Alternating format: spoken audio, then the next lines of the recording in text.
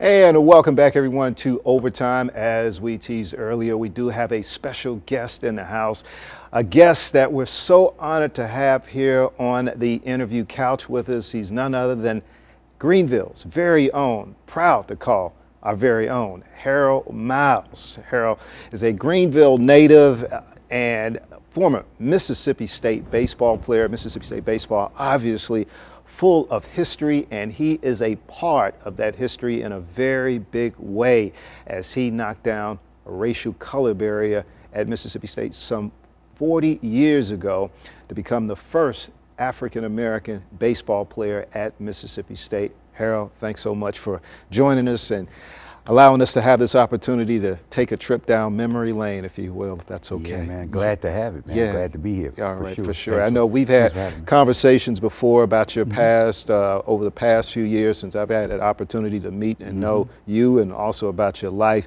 But when I met you some years ago, I had no idea that you were the first African-American player at Mississippi State in baseball back in 1979.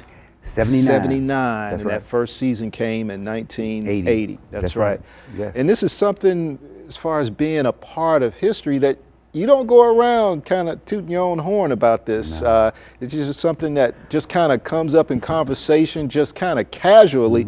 But that's the way you see it. But when I heard it and others hear it, everybody's like, wow, wow, wow. Why is it that the case as far as you just go about it in a casual way as far as being a history maker when it comes to Mississippi State baseball? Well, you know, I spent about 30, 35 years up in the Washington, D.C. area. And one of my, I was called impromptu mentors was John Thompson of the Georgetown Warriors. And one of the things he said that I thought was real important, he said, you know, when you say you're the first something, that means that you passed over a whole lot of other people that probably could have been the first. My dad always told me, don't think of yourself being all that. You know, take some opportunity to give something back to your community. So I just kind of take the opportunity to say, hey, if somebody asks, I'll tell them, but if not, I'd rather show you my actions in giving back than to toot my horn about being the first black. Okay, so well said.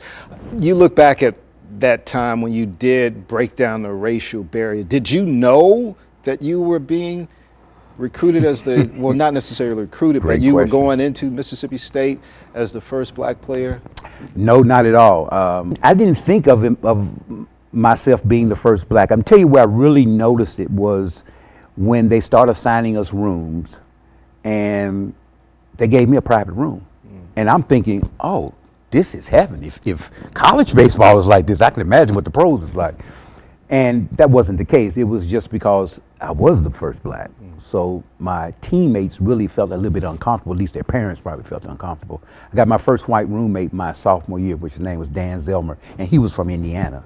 So never thought about being black. I just thought about pulling up the mantle from Boomer, Frank Barnes, Huey Gayton, guys that I came along that I was told about that, look, hey, and I saw Huey Gayton play, so it was like, I'm just trying to represent the Delta. You look back on your experience there at Mississippi State, how would you describe it? Academically challenging, got through it. Athletically, somewhat disappointing, to be honest about it. I thought that they didn't really utilize my talent as much as they could. I could have played shortstop, played in the infield, played in the outfield. I could certainly hit. And I would actually petition for that. But the coach would tell me, no, you're a pitcher. So when I got my opportunity to pitch and prove to dominate in that area, just didn't get the accolades that some of my other colleagues got, who also had some success. It's just that my success was written a little bit differently than theirs, basically. And a part of that success also in the record books Yes. as high as being tied for first, having right. the highest winning percentage as a pitcher there at Mississippi State. What does that mean to you, that honor? It means a whole lot to me. My son Harold, named after me, is currently playing professional baseball in the independent league up in Maryland. And he often reminds people who, you know, in a sense, when he's talking about me and all, it means a lot to me because it means a lot to my sons and also to my daughter. So I keep that pretty much as my mantelpiece, that it means a lot to them, so it means a lot to me. We look at the state of baseball now within the African American community. The numbers seem like they're just dwindling as far as participation with African Americans. Why do you think that's the case? Well, I think a lot of it has to do with exposure. I think when I was growing up, and some of my teammates at that time, colleagues, we had more black coaches who played baseball because they didn't play football, basketball back in the 60s and the 70s. So you had all these black coaches who exposed the game to us. As the 80s and 90s approach, and in the 90s you started to see the African American players started to diminish in the major leagues, you also started to see more African American players playing football and basketball. And as once they started getting these TV contracts, football and basketball just took off, basically. So now you have very few black coaches in towns and communities where they can teach kids. So the kids now lack the exposure. You have more black coaches now coaching basketball and football because they had more exposure to the sport in the 80s and 90s. So now kids are gravitating there. The goal is to get the kids more exposure. And the reason why is it comes down to exposure. You can't go, the only way you're able to graduate to the next level, whether it's from kindergarten to the first grade or from elementary or to secondary school and whatever, you have to have exposure to academics, exposure to physical education, exposure to science, STEM, all that to elevate yourself. Well, if you don't expose yourself to the game of baseball from an early age, very seldom will black kids pick it up at the age of 12 and 13 and 14, whereas with basketball or football, they can pick it up at 12 and 13. It's tangible. They got a basketball, they got a goal. Right. Baseball is a little bit more geometry, it's a little bit more angles involved, a little bit more not as skill level tends to be about the same whether it's basketball or football. It's more of a technical type sport. Yeah. So you have to get the kids early. Well, I tell you what, Harold, we're going to take our first break with this interview part of Overtime. But when we come back, we're going to talk a little about your upbringing here in Greenville and how your upbringing helped shape, mold you to become the person that you are today and help pave the way for you to succeed at Mississippi State and break down that barrier. But we'll be right back with much more. Harold Myles here on Overtime right after the short break. And welcome back to Overtime. Once again, so honored to have with us Harold Myles, the first African-American baseball player at Mississippi State, enrolling there in 1979, and that first season rolled around 1980. And again, a history maker. So honored once again to have you, Harold. We were talking earlier about just how you matriculated your way from Greenville to Mississippi State, and you were telling me an interesting story about how you got a tryout. It came through your high school coach. Kind of take me a little back to that day when your coach was trying to get you going towards Starkville, as opposed to perhaps where you say you initially wanted to go was Jackson State. That's right. So once I got out of school, graduated, I had offers from mostly all the SWAC schools, but my interest was at Jackson State University. Unbeknownst to me, my Coach Dempsey was actually talking to Coach Polk about me coming up there to try out. And they had ties together. They had ties because Coach Dempsey had played at Mississippi State back in the 60s. So I was in contact with Coach Cleotha Wilson at Mississippi Valley and also Coach Robert Brady at Jackson State. And I was leaning toward Jackson State. And I told Coach Wilson, I said, well, Coach, I'm going to end up probably choosing between Jackson State and Mississippi State because they had the better of the two, the best two engineering schools, basically. And he was a little bit disappointed, but he could understand. He was hoping and rooting that I went on to Jackson State. Well, as I was getting ready to sign at Jackson State, I happened to see, no one called me, I happened to see where they had signed a guy out of Chicago named Marvin Freeman. So I called Coach Polk, actually not Coach Brady, matter of fact, my dad called, well, I know Coach Brady called us and said, look, we signed this guy, but we really want Harold to come up here on a grant and aid scholarship. And my dad and mom were always the type, they said, look, let us make our decisions. They give us good guidance, but they said, look, it's your decision, it's your academics, your schooling, what do you want to do? I decided on Mississippi State because I said, well, if I'm going to stay in engineering, I got to end up at Mississippi State anyway, I'll stay at the one school. And that was my choice. It was going to Mississippi State, I was just in like a tunnel vision. I was thinking on the engineering side. I really wasn't. I knew I was, I mean, if this sounds so crazy, I didn't have any kind of, I knew I was going to make the team. I had no reservation about making the team. But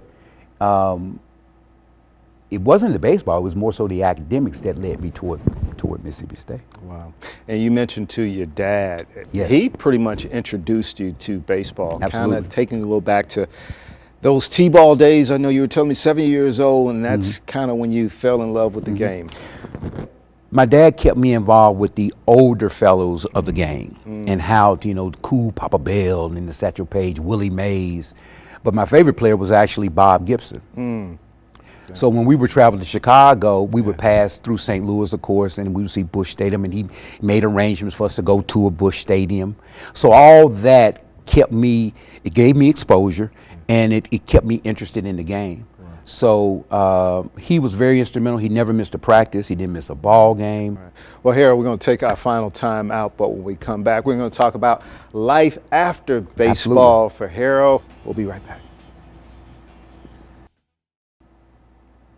And welcome back, everyone, to the final installment of Overtime. Honored once again to have Harold Myles with us, former Mississippi State baseball player, pioneer, who broke down that racial barrier some 40 years ago at Mississippi State, the first African-American to play for the Diamond Dogs. Harold, we're going to dive into life after sports because that is what happens to every athlete. That's right. Across the board. There's going to come a time when that ball's going to stop bouncing and that air is going to be let out of the ball, and you're going to eventually have to venture out in what we call, so say, the real world. And tell us a little about what you have been up to since life after baseball for Harold.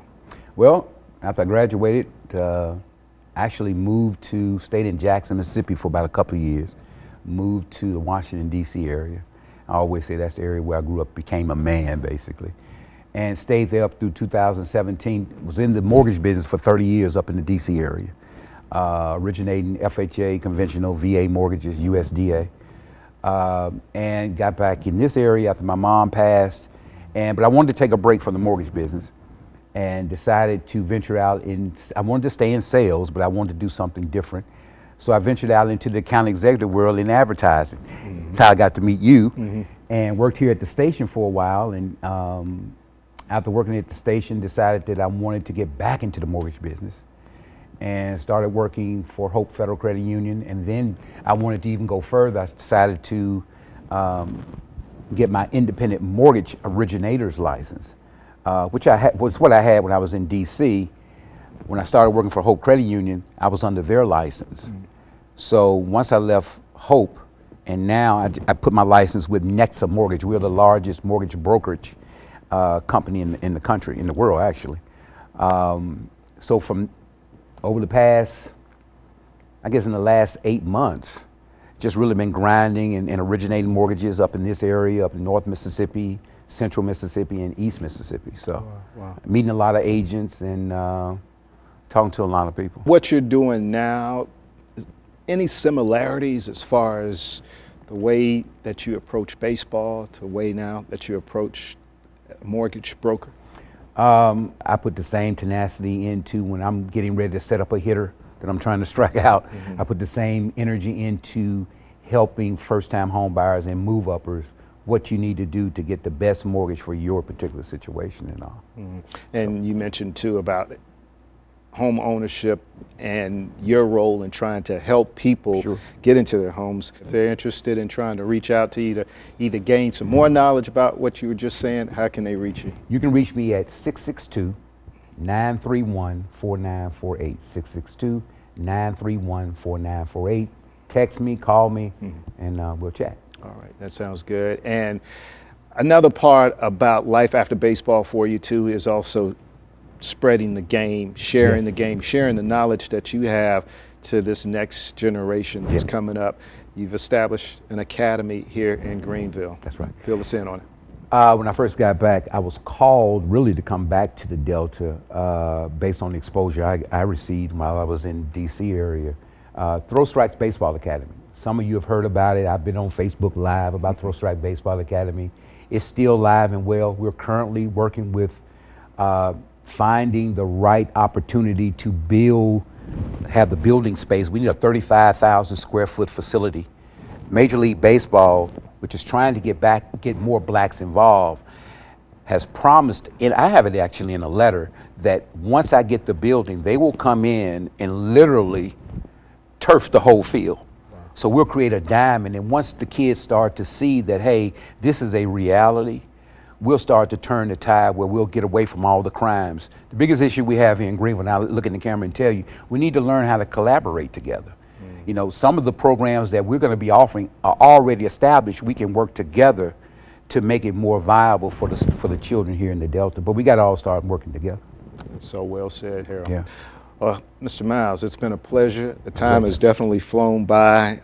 Just chatting with you about your life story, and where you are today. You made a difference some 40 years ago. And you're still making a difference right now today. So. God willing. All right. We appreciate the time, Thank you, man. Harold. Thank you, as always, man. Absolutely. Come back, we can do it again. Absolutely. Thank you. Well, that's going to do it for your overtime once again. Harold Myles joining us here, taking a trip down memory lane, his days of growing up here in Greenville, and then making that big move and knocking down that racial barrier for Mississippi State baseball. And still today, he's knocking down barriers and making a difference in the lives, not only of just the youth, but also adults, and trying to help them get established with home ownership. And we will see you next week here on Overtime. Thanks again for tuning in, and enjoy the rest of your Sunday evening and the rest of your week. Good night.